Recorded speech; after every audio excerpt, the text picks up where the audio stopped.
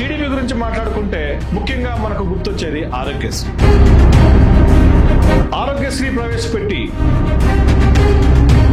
TDP అంతకన్నా ఎక్కువగా గుర్తుండిపోయింది. వైఎస్ఆర్ గారు ప్రవేశపెట్టినటువంటి ప్రతి పథకాన్ని టీడీపీ కంటిన్యూ చేయాలనేటువంటి రూల్ ఏమి.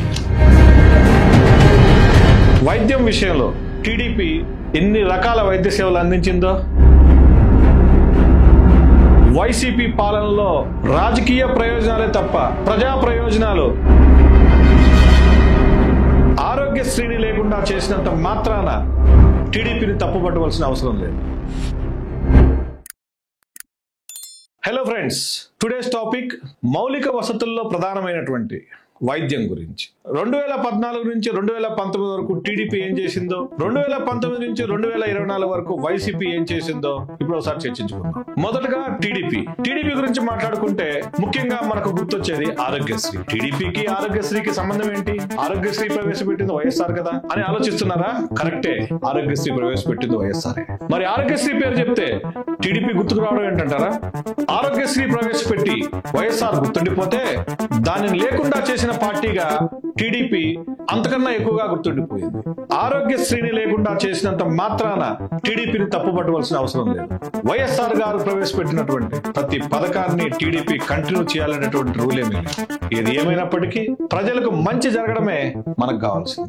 ఆరోగ్యశ్రీ కాకుండా ప్రజలకు మంచి జరిగే పథకం ఏదైనా టీడీపీ ప్రవేశపెట్టిందేమో అని చూస్తే రాజీవ్ ఆరోగ్యశ్రీని ఎన్టీఆర్ ఆరోగ్యశ్రీగా మార్చడం తప్ప ఆరోగ్యశ్రీ సేవలు మాత్రం ప్రజలకు అందలేదనే చెప్పాలి. ఆరోగ్యశ్రీని పక్కన పెట్టండి, పోనీ ఆంధ్రప్రదేశ్ లోని గవర్నమెంట్ ఆసుపత్రులు ఏమైనా మెరుగుపరిచారా? ఒకసారి చూడండి.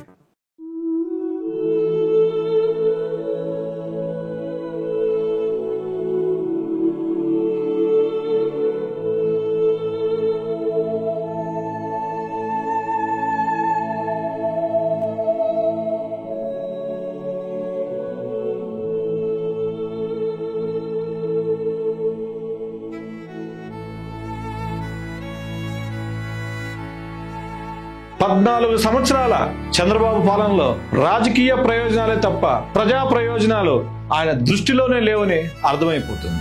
చంద్రబాబు నాయుడు గారి వైద్య సేవలు ఇంతకన్నా గొప్పగా ఏం చేశాడో నాకైతే కనపడటం లేదు. మీకేమైనా తెలిస్తే చెప్పండి. ఇకపోతే వైసీపీ పాలన 2019 నుంచి 2024 వరకు వైసీపీ పాలనలో వైద్యం పైన ఎలాంటి దృష్టి సారించిందో ఒకసారి చూద్దామా? వైసీపీ ప్రభుత్వం అధికారంలోకి వచ్చిన కొద్ది కాలంలోనే కోవిడ్ మహమ్మారి వైసీపీ ప్రభుత్వానికి పెద్ద ఛాలెంజ్ గా మారింది. కోవిడ్ ని ఎదుర్కోవడంలో దేశంలోనే రాష్ట్రాన్ని నెంబర్ 1 స్థాయిలో నిలబెట్టింది వైసీపీ ప్రభుత్వం.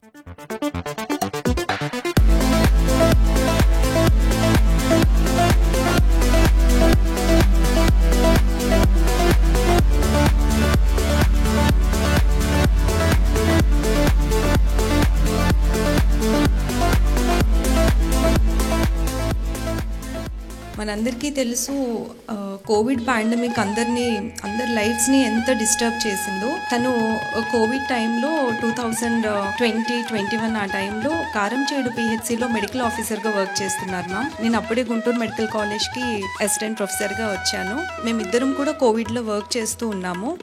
ఏప్రిల్ లాస్ట్ వీక్లో మేమిద్దరం కూడా కోవిడ్ ఇన్ఫెక్షన్కి గురయ్యాం. In spite of taking all the precautions, CT స్కాన్లో Bhaskar lungs almost more than 50% involve అయినట్లుగా తెలిసింది. ఫైనల్ గా లంగ్ ట్రాన్స్ప్లాంట్ ఒక్కటే సొల్యూషన్ అనేది చెప్పారు. సో మా వెల్ విషర్స్ చెప్పింది ఏంటంటే గవర్నమెంట్ ని అప్రోచ్ అవ్వండి, ఖచ్చితంగా మీకు సాయం దొరుకుతుంది అని చెప్పారు. సో సీఎం గారు ఇమ్మీడియట్ గా ఒక డెసిషన్ తీసుకున్నారు. ఇంత కష్టపడి ఆనెస్ట్ గా పనిచేస్తున్న డాక్టర్స్ ఈ రోజు కోవిడ్ వల్ల చనిపోయే పరిస్థితి ఖచ్చితంగా రాకూడదు, గవర్నమెంట్ అండగా నిలబడుతుందని వెంటనే భాస్కర్ ట్రీట్మెంట్ కి అవసరమైన ఎంత అయితే అంత గవర్నమెంట్ భరిస్తుంది అని మాట ఇచ్చారు. అది దాదాపు 1,17,00,000 అయింది తనకి. సో ఆ మొత్తం అమౌంట్ కూడా గవర్నమెంటే పే చేసింది. ఈరోజు భాస్కర్ ఇంత హెల్దీగా హ్యాపీగా మేము మళ్ళీ నార్మల్గా మా లైఫ్ లీడ్ చేస్తున్నామంటే అది కేవలం సీఎం గారి చలవే. Thank you so much.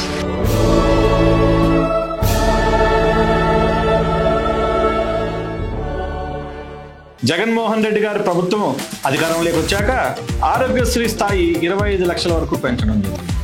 Aarogyasri YSR అకాల మరణం తరువాత చిక్కి శల్యమైన ఆ పథకాన్ని తిరిగి బలోపేతం చేశారు ఆయన తనయుడు ముఖ్యమంత్రి వైఎస్ జగన్మోహన్ రెడ్డి. చంద్రబాబు హయాంలో నిర్వీర్యమైన వైద్య ఆరోగ్య సేవలను తిరిగి గాడిన పెట్టారు. గతంలో స్పెషలిస్ట్ సేవలు కావాలంటే హైదరాబాద్, చెన్నై, బెంగళూరు లాంటి నగరాలకు పరిగెట్టాల్సి వచ్చేది.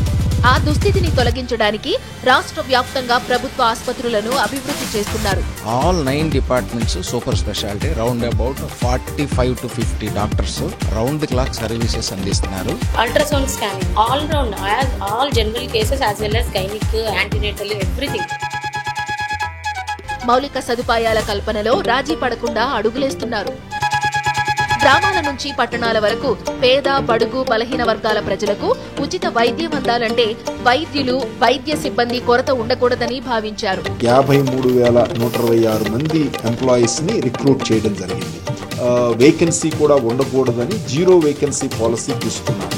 రాష్ట్ర వ్యాప్తంగా నిర్మిస్తున్న 17 కొత్త మెడికల్ కాలేజీలు ప్రతి పీజీ వైద్య విద్యార్థి 3 నెలల పాటు గ్రామీణ ప్రాంతాలలో పనిచేయాలనే నిబంధనను ప్రభుత్వం తీసుకొచ్చింది. నాకు ఇప్పుడు పోస్టింగ్ వచ్చింది, అనస్థీషియా పీజీ.